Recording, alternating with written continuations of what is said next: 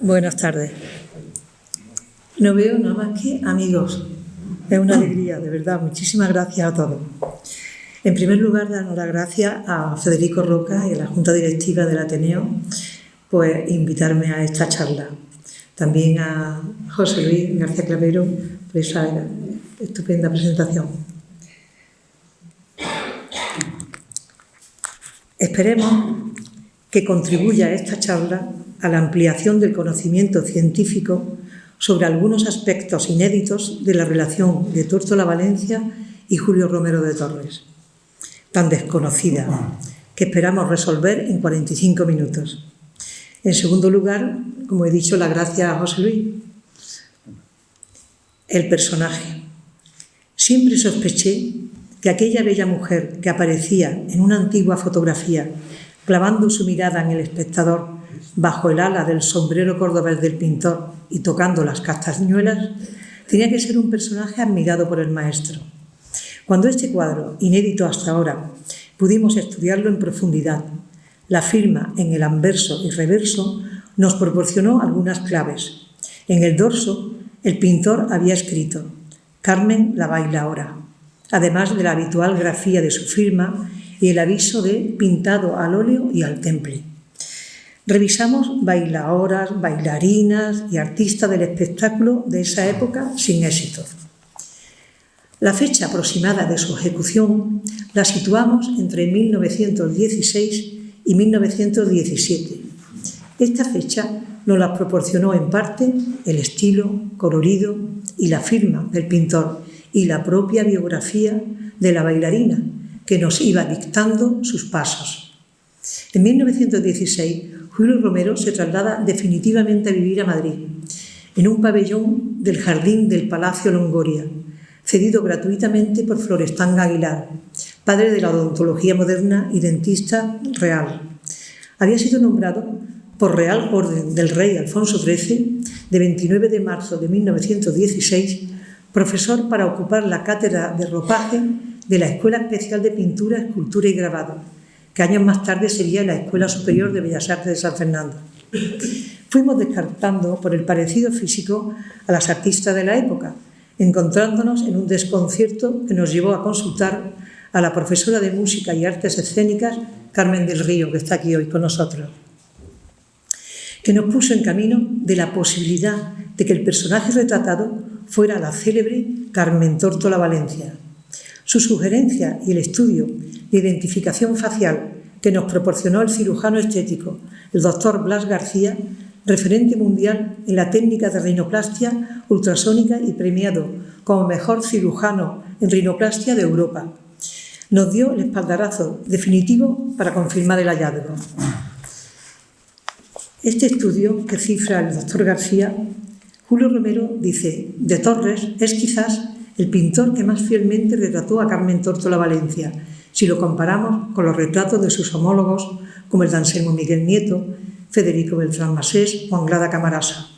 Los rasgos anatómicos faciales de Tórtola son especialmente característicos y en el retrato de Julio Romero de Torres quedan marcadamente definidos: mentón prominente, nariz aguileña, maxilar superior retraído. Esta morfología facial fue amplificada en algunas caricaturas de la época.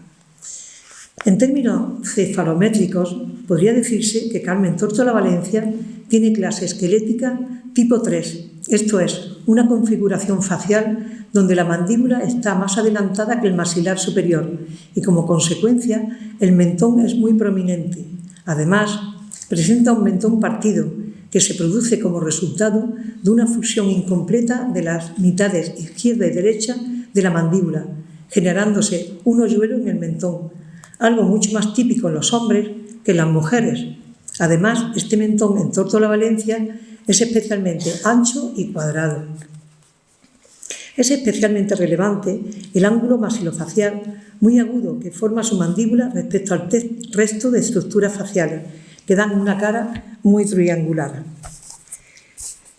Un rasgo especialmente llamativo que se observa en las fotografías de época de Tórtola Valencia es la distancia existente entre el pliegue palpebral de los ojos con las cejas, una distancia sorprendentemente corta que roza lo ridículo y que Julio Romero supo plasmar con precisión en su retrato, donde, a pesar de que el sombrero cordobés oculta parcialmente la ceja, podemos observar perfectamente la línea caudal de la ceja y la corta distancia entre esta y el ojo. Además, presenta unos ojos almendrados, donde el canto lateral ocular es mucho más bajo que el canto interno, dando un aspecto de ojos tristes y melancólicos cuando el semblante es serio. La nariz de Tórtola es aguileña, con un puente nasal alto, alargada y con una punta caída. Sus naridas, orificios, son anchos y largos, siendo grandes para una mujer, sin duda una nariz que le proporcionaba carácter y profundidad a la cara. El pelo, quizás el rasgo más definitorio y particular de Carmen Tórtola, sea su famosa patilla en forma de rizo o caracol, que la caracterizó durante su etapa artística y que fue copiada por muchas otras bailarinas y bailadoras, pero siempre ligado al tortolismo. Desde 1911 es prácticamente imposible encontrar una imagen de Tórtola Valencia sin su célebre patilla. No podía faltar, por tanto, este singular atributo estampado con detalle por el maestro en su retrato. Han corrido ríos de tinta sobre esta artista. Tuvo una vida intensa, profesional y personal. Se han hecho estudios sobre sus danzas, sus películas mudas, Pasionaria y Pacto de Lágrimas, su biografía por diferentes autores, audiovisuales y representaciones teatrales inspirados en ella, y hasta se conserva un corto de una de sus danzas. Pero ninguno cita este retrato de Julio Romero, ni establece relación alguna con el pintor, aunque se comenta que fue uno de tantos retratistas que la llevaron al lienzo. Recurrimos a las fuentes, con la suerte de que casi todo el legado de la vida artística de Tórtola Valencia se encuentra en el Centro de Documentación y Museo de Artes Escénicas del Instituto del Teatro de Barcelona.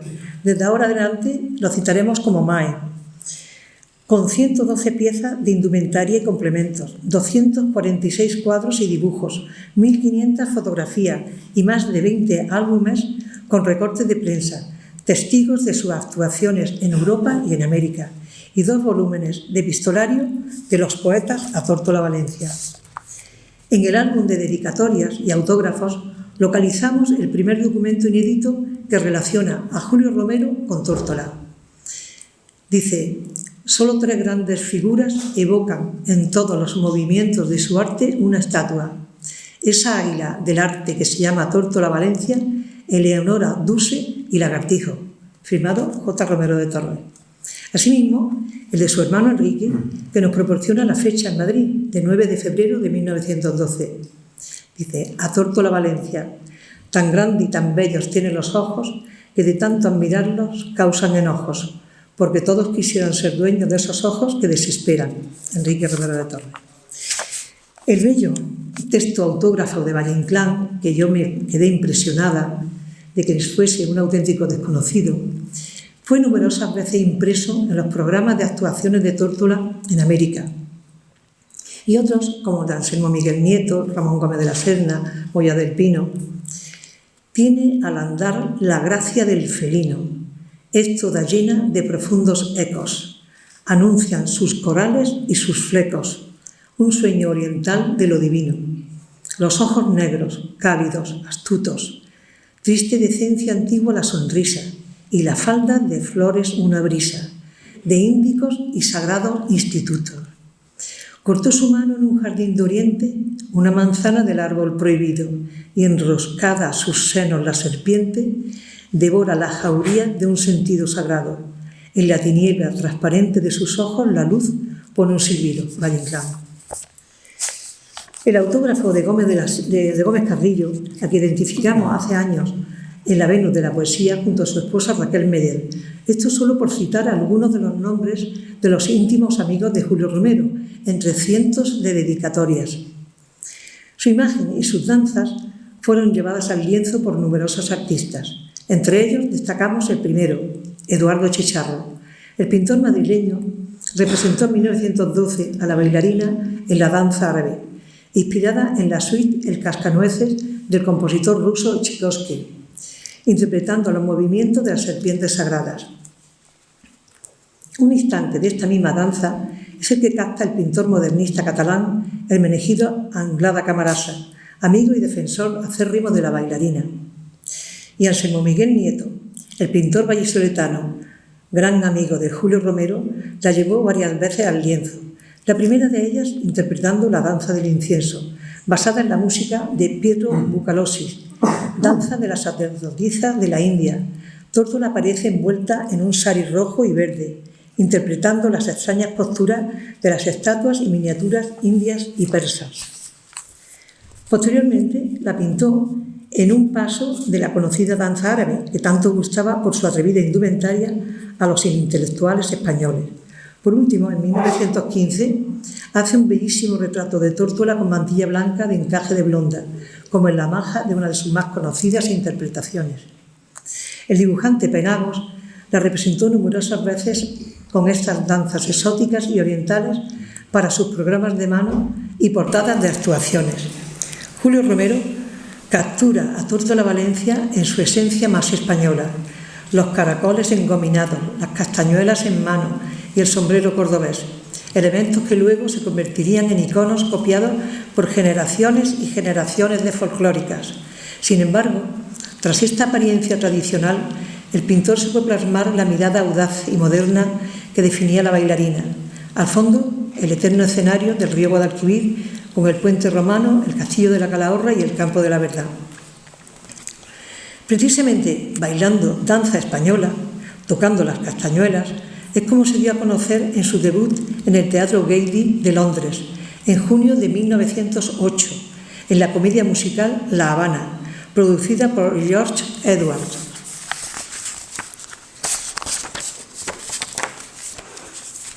Éxitos que se repitieron en Alemania, Dinamarca y en Les Folies Bergère de París. La bailarina solía salir al escenario con un rico traje como el que la prensa inglesa relacionó con el retrato de Carmencita del pintor americano John Singer Sargent. Su venida a España. Establecemos la posibilidad de que fuera el pintor Ignacio Zuloaga, al que conoció en París, quien la convenció para actuar en España. Carmen Tórtola debutó el 2 de diciembre de 1911 en Madrid, en el pequeño Teatro Romea de la calle Carretas número 14, donde la bohemia madrileña se reunía noche tras noche para ver a incipientes artistas, la mayoría de provincias, que empezaban en este teatrito en busca de la celebridad. El público del Romea, acostumbrado a los espectáculos flamencos, no daba crédito cuando asistió perplejo a las danzas orientales y exóticas expresiones corporales, siempre a través de la mímica de sus atrayentes bailes, sin corsé ni faja y depilada, como bien especificaba la prensa de la época. Cuando interpretó la danza del incienso de Bucalosi o la danza árabe de Tchaikovsky, el público confundió sus movimientos con acrobacias y contorsiones de circo, y hubo en las primeras actuaciones silbidos y gritos de la muchedumbre, invitándola a salir del escenario. Igualmente sucedió en la danza de la serpiente de Leo Delibes, danza oriental impensable para el público del teatrito madrileño. Tórtola creaba sus propias coreografías y se hacía sus vestidos con sedas riquísimas, imitando el manto de las griegas o la clámide de las romanas, o se envolvía con los velos de las bailarinas de los harenes o de las bayaderas hindúes.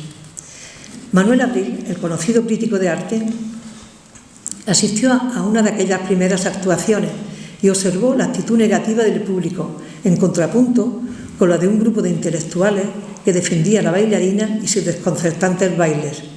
Escribió un sonadísimo artículo en el diario independiente La Mañana el 16 de diciembre de 1911, ensalzando sus voluptuosas y ágiles danzas, comparándolas con los felinos de la selva o la ondulación cadente de culebra sagrada. Decía: los gritos e insultos del público no le afectaban a Tórtola, era como bailar entre huracanes. Y termina el artículo diciendo: que tus pies, mujer, tejan sus danzas entre las fieras. En España no se conocían las bailarinas americanas Isadora Duncan, que triunfaba en Inglaterra y en los principales teatros europeos, ni a Louise Fuller, bailarina, productora y escritora. Ninguna de ellas actuó en este país. Ni se tenía conocimiento de la canadiense Maud Allan, pianista y bailarina de danzas orientales que hacía furor en Europa y que seguro que Tórtola había visto en alguna de sus actuaciones en Londres, y me motivaron y fueron referentes en muchos de sus bailes. Tomás Borràs, escritor y periodista desde las páginas de España Nueva, hizo en su artículo El arte de la danza, Tórtola, Valencia, el 14 de diciembre de 1911, una defensa apasionada del artista. Dice: Tórtola se presentó al público de Madrid entre el garrotín gitanesco que taconeaba, una bailaora lamentable y unos hipíos tristes que lanzaba la garganta estridente de otra pelandrusca. El público se volvía loco con las chulillas. Se refería a Pastor Imperio, que compartió escenario con Tórtola en sus primeras actuaciones en el Romea. Tórtola dominaba a la perfección inglés, francés, español y conocimientos de alemán y danés, y un gran dominio musical, como demostraba en la selección de los compositores de sus actuaciones.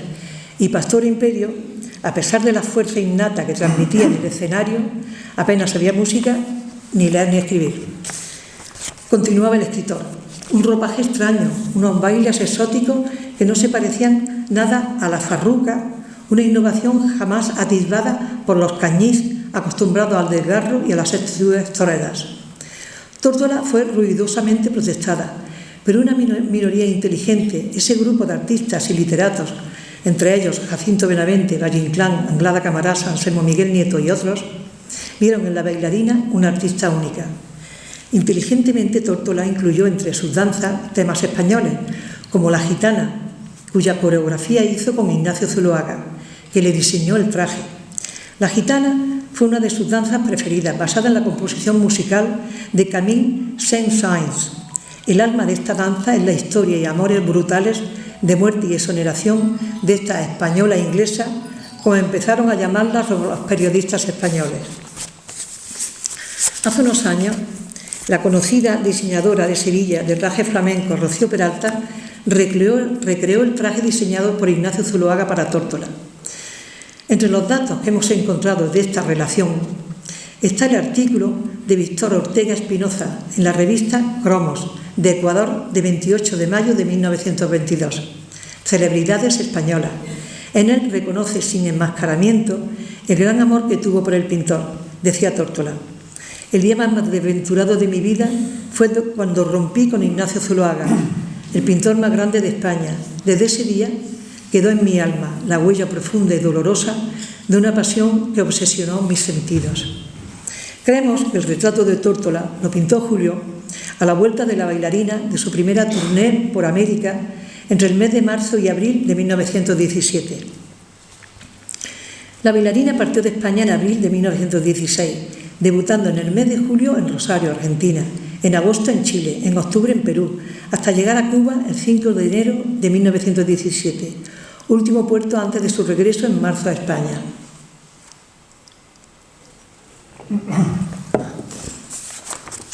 Por eso, cuando Tórtola Valencia actúa en Córdoba los días 4, 5 y 6 de mayo de 1917, en el Teatro Circo del Gran Capitán, fue a saludar a la familia de Julio Romero en la casa de la Plaza del Potro. Desde el día 1 de mayo, el Diario de Córdoba fue anunciando la actuación, indicando que el abono de los 3 días tenía un precio de 6 pesetas. El mismo día 4 de su debut apareció un artículo en el mismo periódico firmado por la propia Tórtola explicando sus danzas. Decía: una gran bailarina es como un instrumento músico. Vibran sus sentidos con la música, como vibran las cuerdas para lanzar al aire sus melodías.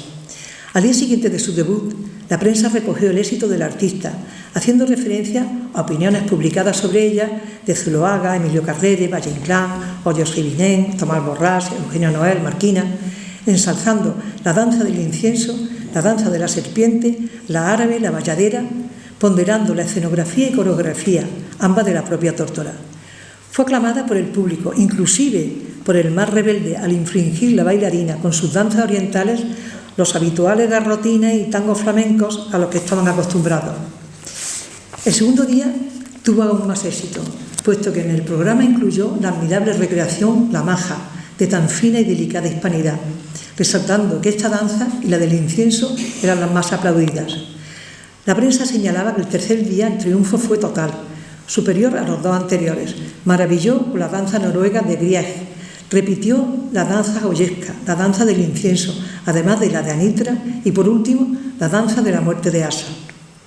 A petición del público, el programa de despedida incluyó la danza del incienso de Bucalossi, Claro de Luna de Beethoven, la maja de Aroca, la serpiente de Leo Delibes, un baile de Hawái, la bayadera y, por último, la marcha fúnebre de Chopin. El público de Córdoba la aplaudió con entusiasmo, dejando un gratísimo recuerdo en la ciudad. Testimonio de esta visita a Córdoba, además de la prensa, han llegado hasta nosotros una serie de documentos gráficos, postales y fotos que la bailarina dedicó con cariño a los miembros de la familia Romero de Torres y al propio Julio, hoy conservada en el Archivo Histórico Provincial, y que por su interés damos a conocer y por ser descriptivas de sus bailes. En primer lugar, la fotografía de Enrique Romero de Torres y Tórtola en el patio de los Naranjos, ante la puerta de las Palmas de la Mezquita Catedral.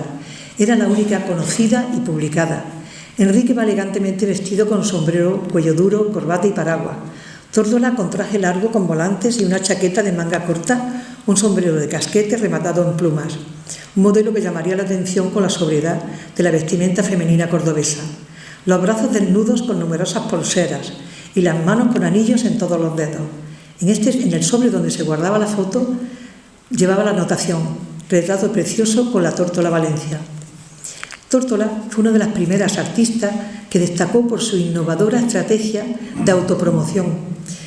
Con los trajes y actitudes mímicas de sus danzas, mandó hacer fotografías de estudio donde posaba. Escogió los mejores fotógrafos, entre ellos a Max Ginestá de Barcelona y a Jan Strielky de Nueva York. Era una forma de moderna publicidad que no se había hecho hasta ahora en España, puesto que encima de cada postal estampaba su dedicatoria y firma autógrafa. En la primera postal aparece Tórtola vestida de maja, con mantilla blanca de encaje de blonda, tal y como representaba la tirana de la recién estrenada obra La maja del raso, del compositor español Jesús Aroca y Ortega. La fotografía es de Adolfo Mas Ginestá, fotógrafo modernista que se estableció en Barcelona en 1886, especializándose en arquitectura y arqueología, creando el conocido Archivo Mas. En el reverso manuscrito, Mañana al teatro. Postal vestida de maja, con mantilla blanca y traje de volante, de encaje similar al anterior. Esta está dedicada a la hermana de Julio Romero, a Angelita Romero de Torres, afectuoso recuerdo de Tórtola Valencia, Córdoba, mayo 8, 1917. Otra postal de Tórtola envuelta en velos de pie, interpretando La muerte de Ase, con música del compositor noruego Edvard Grieg, inspirada en la obra de fantasía titulada Peer Gynt, del escritor Henrik Ibsen. Está dedicada al hijo de Julio Romero, a Rafael Romero de Torres, recuerdo de Tórtola Valencia, Córdoba, mayo 7 de 1917. Una nueva postal de Tórtola con expresión dramática interpretando La muerte de Ase, del mismo autor de la postal anterior, dedicada de nuevo a la hermana del pintor, a Angelita Romero de Torres, afectuosamente Tórtola Valencia, Córdoba, mayo 8 de 1917. Otra postal de Tórtola, imagen de perfil, con el rostro de la bailarina cubierto el pelo con velo, como representaba su actuación La muerte de Ase, dedicada al hermano del pintor, a Enrique Romero de Torres, Tórtola Valencia, 1917. Nuevamente aparece Tórtola vestida de maja, con peineta, mantilla negra y traje de volantes, con encajes negros, otra versión de La tirana, de la obra La maja del rastro, de Jesús Aroca. Está dedicada de nuevo para Angelita Romero de Torres, afectuoso saludo, Tórtola Valencia, mayo 8, 1917, en Córdoba. Esta imagen dio lugar a la línea de perfumes, jabones y sales de baño de Milurgia, que el pintor e ilustrador Edward Jenner Casellas realizó para la campaña publicitaria de esta marca. La postal de Tórtola, de medio cuerpo, con mantilla blanca, de encaje de blonda, con lujosos pendientes y collar de perlas y abanico de encaje, está dedicada también al hermano del pintor, a el amigo Enrique Romero de Torres. Afectuoso saludo, Tórtola Valencia, mayo 8 de 1917. La postal de perfil de Tórtola de pie, con el pandero, como interpretaba la danza de Anitra, otra parte del compositor Edvard Grieg, inspirada en la obra Peer Gynt de Ibsen. Ninguno de sus biógrafos, ni en los cientos, miles de artículos recogidos en álbumes que conserva el MAE de Barcelona, no hay ninguna referencia a su actuación en Córdoba, ni a esta relación epistolar con la familia Romero de Torres, que continuó tras su visita a Córdoba, puesto que Tórtola siguió enviando postales a la familia y al propio Julio Romero. Postal del reconocido pintor, poeta y artista de la cámara Jan Strilski. De origen polaco, fotografió los ballets rusos y era el preferido de Anna Pavlova. Se estableció en Nueva York en 1915, donde se convirtió en el preferido de la sociedad de Newport. Presenta una modernísima Tórtola, aparece con el pelo recogido y engominado de pie. La impresión que tenemos es que estaba desnuda, cubierta por una tela de seda. A sus pies una piel de tigre. Como fondo de la composición, una cortina y un retrato en óvalo del dibujo de Tórtola de Gitana de Luis de Oms. La foto está dedicada a Julio Romero de Torres, afectuosamente Tórtola, Valencia, Madrid. Estaba dedicada al pintor cuando el artista volvió de su viaje. A Jan Strilski recurrió Tórtola, Valencia cuando debutó en Nueva York el 22 de octubre de ese año de 1917, permaneciendo en esta ciudad un mes y medio. En una de sus declaraciones a la prensa dijo que había ganado $16.000 por 12 actuaciones. Estamos hablando de 1917, trasladándose a México, donde llegó el 2 de enero de 1918. Postal enviada desde México. Tórtola aparece sentada, con la postura característica de Buda de flor de loto, ante el pebetero de incienso, tal y como aparecía en su baile la danza del incienso, con la cabeza cubierta, sus delicados brazos ricos de brazaletes, las muñecas con pulseras y los pies descalzos, como también la describió Rubén Darío. La bailarina de los pies desnudos. Iba un paso rítmico y felino, a avances dulces, ágiles o rudos, con algo de animal y de felino, la bailarina de los pies desnudos. Su falda era la falda de las rosas, en sus pechos había 2 escudos, constelada de casos y de cosas, la bailarina de los pies desnudos. A un lado de la silla gestatoria se arrodillaban 1000 bufones mudos, y era toda solemne y anactoria, la bailarina de los pies desnudos. En el anverso manuscrito, Feliz Año Nuevo. La postal iba impreso Fototipia Zúñiga, México, que fechamos aproximadamente en enero de 1918 en su primer viaje a México. La postal de Tórtola, vestida de cisne, cubierto de plumas blancas, era su particular versión de la obra de Anna Pavlova, La danza del cisne, escenada en 1905 con música de Saint-Saëns.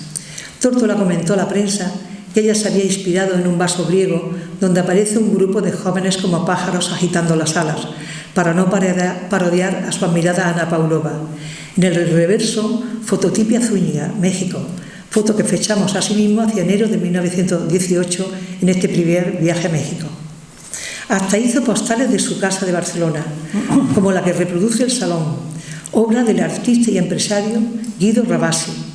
Este señor de la seda, como se le llamaba en Milán, fue el creador de tejidos artísticos y de las famosas corbatas Rabasi, de gran calidad.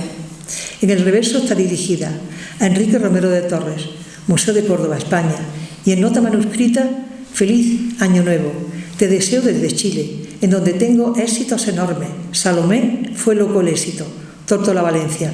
Creemos que se refiere a la danza Salomé, inspirada en la obra de Oscar Wilde, escenada en el Teatro Victoria de Viña del Mar, Chile, en noviembre de 1921.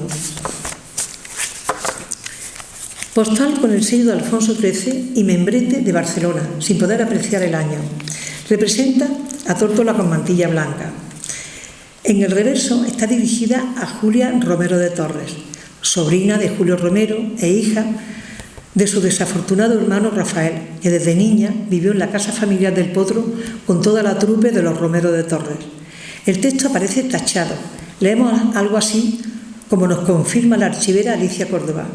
Querida amiga de Córdoba, ni ganas de escribir, si será verdad, yo me resisto a creerlo. ¿Qué es de tu vida? ¿Te ha prohibido tu novio que me escribas? Tendría gracia. Cariñosos recuerdos para todos, para ti, cordiales, Tórtola Valencia. En esta y en todas las demás postales que hemos dado a conocer, observamos el grado de amistad y complicidad que tenía con este miembro y con la familia en general. Por último, la postal con un dibujo de Tórtola impreso. Feliz Año Nuevo 1924, Tegucigalpa, Honduras. Tuvo que ser emitida cuando Tórtola Valencia debutó en el Teatro Nacional de Tegucigalpa, entre noviembre y diciembre de 1923 y primeros días del año 1924. Fue el icono publicitario que utilizó para todos los países donde estuvo. Tenemos que tener en cuenta que a lo largo de su carrera, desde 1916 hasta su retirada en Guayaquil, el 23 de noviembre de 1930, recurrió en diferentes viajes a Argentina, Chile, Perú, La Habana, Nueva York, México, Ecuador, Colombia, Panamá, Costa Rica, Venezuela, Puerto Rico, Honduras, con contadas actuaciones a su vuelta en España de cada turné. Le interesó más la diversidad del público americano. Nos podemos imaginar aquellos viajes con más de 30 baúles, con los vestidos y demás atrezos de sus espectáculos, peinetas, mantillas, mantones de Manila, en aquellos barcos de vapor e incipientes ferrocarriles por todo Sudamérica, siempre acompañada del maestro Francisco Bracamonte, pues tenemos que tener en cuenta que Tórtola se hizo empresaria de sus propios espectáculos y llevaba su propio director de orquesta. Ya en 1922 declaró en una entrevista a Chile que llevaba ganado más de 4 millones de pesetas. Tórtola se retiró del mundo del espectáculo en Guayaquil a finales de 1930 y volvió a España, a su casa de Sarriá, en Barcelona, con su pareja y secretaria Ángeles Magré Vilá, hasta su muerte el 15 de marzo de 1955. Por último, en los cientos de artículos leídos, nos sorprendió que siempre al preguntar por sus orígenes, las respuestas eran similares. Su nacimiento en el barrio de Triana de Sevilla, con muy corta edad, siendo una niña, sus padres la llevaron a Londres, donde se educó con una familia acomodada, marchando pronto sus padres a México, donde murieron. Información que va transformando y repitiendo con diferentes datos según el momento. En sus primeras biografías, como la de Federico García Sánchez, publicada en 1915 en la novela de bolsillo El secreto de Tórtola Valencia, dice: Tórtola Valencia ha nacido de una gitana y de un grande de España. En su piel hay los dos oros, el del sol de los caminos y el del abolengo. Otros autores inclusive llegaron a decir que era hija natural, asociándola al duque de Montpensier. En la entrevista que le hace en Chile, en noviembre de 1921, Acevedo Hernández, para la revista España y Chile, titulada Las mujeres inmensas, Tórtola le confiesa algunos datos biográficos inesperados. Decía, su padre era un joven destinado por sus padres al seminario y se fugó con la gitana bellísima que fue su madre, y en vez de ser sacerdote fue egiptólogo, y resultó entonces que Tórtola era el producto de la fusión de un sabio con una gitana, como expresó el periodista. María Pilar Queralt del Hierro, en su libro Tórtola Valencia, una mujer entre sombras, publica que nació en 1882 en Triana, bautizada en la Madalena, y que su padre era catalán, Lorenzo Tórtola, y su madre, Georgina Valencia de Sevilla. Esta intriga de su nacimiento nos ha perseguido a lo largo de esta investigación y por curiosidad nos pusimos en contacto con Ana Isabel Gamero, académica conservadora del patrimonio histórico artístico de la Catedral de Sevilla, que nos remitió a Amparo Babio, que gestiona los archivos parroquiales de Santa Ana de Triana, en Sevilla. Con Lupe Clavero revisamos todas las partidas de bautismo desde 1870 a 1900, sin que encontrásemos dato alguno sobre Carmen ni sus padres. Igual resultado obtuvimos en la parroquia de la Magdalena, a pesar del interés y exhaustiva búsqueda de Aurora Ortega López, que gestiona los archivos de esa parroquia. Ni rastro de Lorenzo Tórtola, ni de Georgina Valencia, ni por supuesto del bautismo de Carmen. Ante semejante situación, recurrimos al registro civil para intentar localizar la partida de nacimiento de la bailarina. Gracias a las gestiones del registrador y académico Juan José Jurado, que también nos acompaña hoy, y de la registradora de la propiedad de Sevilla, Mercedes Núñez Navarro, se obtuvo el siguiente documento. Registro Civil de Sevilla, Distrito de la Magdalena, número 806, Sevilla, provincia de Iden, a las 10 horas del día 8 de diciembre de 1942, ante don Fernando Aguilar, juez municipal, y de Román Victoria Calafí, secretario, se procede a inscribir el nacimiento de una hembra ocurrido a las tantas del día 18 de junio de 1882 en calle Arfe número 5, hija legítima de Lorenzo Tórtola Ferrer y de doña Georgina Valencia Valenzuela, ambos difuntos. Como testigos aparece José III Gallardo y Miguel Espinosa. Nuestra sorpresa fue mayúscula. Una serie de anomalías se encontraban en esta partida de nacimiento. La inscripción se hace 60 años después del nacimiento de Carmen Tórtola. 60 años después. Segundo, se inscribe un 8 de diciembre, Día de la Inmaculada Concepción, festivo para toda España desde 1892 por Real Orden, donde fue nombrada la Inmaculada patrona de Infantería del Ejército Español. En tercer lugar, la calle Arfe, donde se indican que vivían, no pertenece a la collación de la Magdalena, sino a la del Sagrario. Nuevamente recurrimos a Ana Isabel Gamero para intentar buscar la partida de bautismo en el Sagrario de la Catedral Sevillana, y la consulta a Nuria Casquete de Prado, directora gerente de la Institución Colombina de Sevilla, fue contundente. No consta como vecino de la calle Arfe, no fue bautizada Carmen Tórtola en la parroquia del Sagrario y no figuran en los padrones. Pensamos que Tórtola Valencia, si viajaba con pasaporte inglés y nunca se casó, no tuvo necesidad de solicitar copia de su partida de nacimiento ni de bautismo. Creemos que fue un requisito indispensable exigido para poder adoptar a Ángeles Magré Vila, su fiel compañera, secretaria y ahora hija adoptiva. El hecho que ni parroquias ni padrones avalen los datos de la partida de nacimientos nos sugiere una ficción legalizada. Tórtola tuvo el arte de reinventarse. Su vida fue un collage de verdades y ficciones. Utilizó Triana como recurso literario para enraizarse. Convirtió su origen en otra obra de arte, el desafío de distinguir entre el artista y el personaje. Su mayor actuación fue inventarse a sí misma. Hoy, al desvelar estas contradicciones, no desmontamos su leyenda, sino que confirmamos su ingenio, porque, como dijo Rubén Darío, ella era de aquellas que llevan el misterio en los ojos y la poesía en los pies. Este trabajo para mí ha sido de una gran satisfacción, puesto que en su investigación multidisciplinar han participado un cirujano estético, una profesora de baile, archivera, conservadora de la Catedral de Sevilla, la directora gerente de la Institución Colombina, a quienes les damos las gracias por acompañarme en este interesante y apasionante viaje, y a todos ustedes por escucharme.